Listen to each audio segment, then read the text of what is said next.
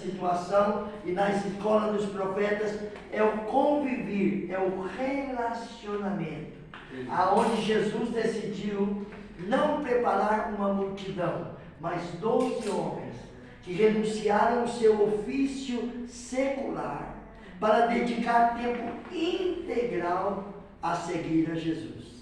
Aqueles discípulos, Pedro, qual seria o futuro, digamos, de Pedro nessa terra? Ele era pescador, talvez ele apenas escreveria o seu nome, mas ao seguir Jesus, ele rendeu os seus sonhos de pescador ao Senhor. Jesus diz: vinde após mim e vos farei pescadores de homens.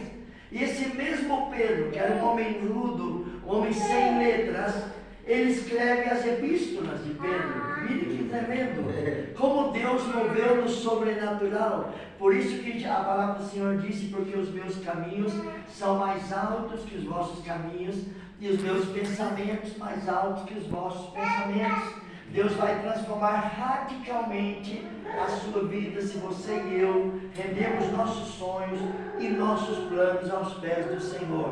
E Ele vai fazer aquela excelência, né? E já concluindo esse pensamento, um milionário canadense, que não era nem cristão, ele disse uma frase muito interessante, preste atenção nisso: daqui a 100 anos não vai fazer diferença a marca do veículo que você usou, a marca da roupa que você vestiu, ou a comida que você comeu.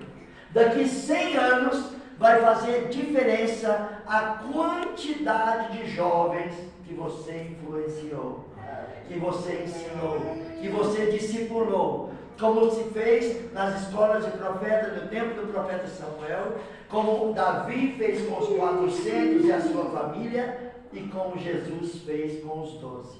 Então Deus nos ajude a discipular, a formar vidas, né? A multidão também foi chamada de discípulos, mas depois estavam os 500 que viram Jesus subir aos céus.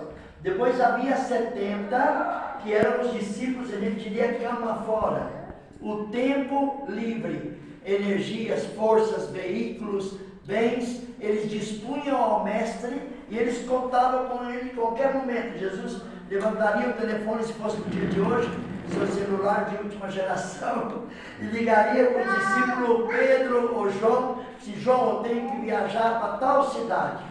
Então ele já se dispunha, o seu veículo, o seu cabelo, o seu meio de transporte: vamos, Senhor. Então esses eram os 70, foram enviados de 2 em 2, evangelizando, voltaram surpresos que os demônios se submetiam. Jesus disse: alegrai-vos mais, porque o vosso nome está escrito no livro da vida eterna. Mas havia 12 que viviam na cidade de Cafarnaum, que era a cidade marítima. Alguns pensamos que Jesus vivia debaixo de uma árvore, mas a base apostólica de Jesus era na casa do apóstolo Pedro, que era um discípulo casado. Lembra que Jesus curou a sogra de Pedro? Sim. E se você vai, googleia na arqueologia bíblica, estão as ruínas da casa de Pedro, uma casa linda, com colunas redondas, que até o dia de hoje permanecem as suas ruínas.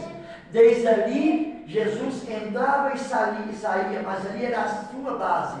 Dali ele saía para evangelizar as cidades vizinhas, dali ele saía para pregar o evangelho e discipular. Então, níveis de intimidade com Jesus, e com isso concluo. Estavam os da multidão, estavam os 500, estavam os 70, estavam os 12 que viviam debaixo do mesmo teto.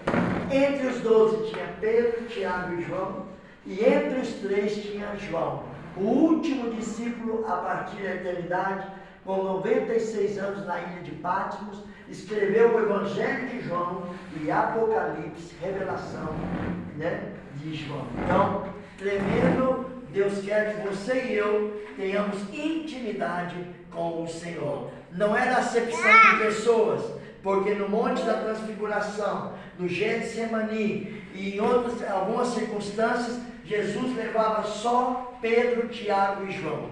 Mas por que Jesus fazia acepção com os 9? Não, Jesus não fazia bullying nem discriminação com os 9. Se você ler em uma das epístolas de Paulo aos Tessalonicenses, ele diz assim: Pedro, Tiago e João, reputados colunas edifício, quando caiu as torres gêmeas, por que caiu? Os aviões que impactaram no meio, eles partiram as colunas principais, que eram 3 colunas principais, que sustentavam todo o edifício. E ao afetar as colunas principais que sustentavam todo o edifício, as torres gêmeas desplomaram. Então disse Pedro, Tiago e João, considerados, reputados colunas. E uma janela, uma porta ou um tijolo você coloca em poucas horas. Mas a fundação de uma construção, segundo a altura do edifício e a profundidade da base da coluna. Então, Jesus não fazia acepção de pessoas, é porque uma coluna você tem que fazer a sapata, tem o ferro, o concreto, a amarração, o encoframento, as madeiras, e logo encher, é todo um tema, né? Então, Deus nos ajude a sermos colunas e a procurar o maior nível de intimidade com Cristo. Amém? Amém. Deus abençoe a todos que estão também online. Amém.